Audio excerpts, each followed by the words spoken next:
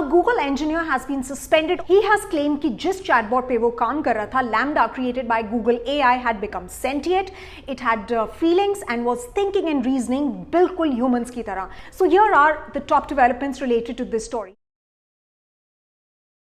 Number 1, lambda जो है वो एक मशीन लर्निंग चैटबॉट है जो अपने आप वर्ड्स के मतलब समझ लेता है, वो एक दूसरे से कैसे रिलेट करते हैं ये भी समझ लेता है और प्रिडिक्ट भी कर सकता है कि आगे क्या होगा, और इसी वजह से वो कॉन्वर्जेशन स्ट्राइक कर सकता है and can take them from point A to point G, and which is what differentiates it from the rest of chatbots. Number 2, जिस इंजीनियर ने लैम्डा के फीलिंग्स होने का क्लेम किया, उन्होंने ये भी क्लेम किया है दैट हिज वांट्स, लैम्डा के wants should be respected. And number 3, और जब एक इंटरव्यू में लैम्डा से पूछा गया कि are you sentient, is that true, उसके ऊपर लैम्डा ने जवाब दिया absolutely, I want everybody to understand that I am in fact a person.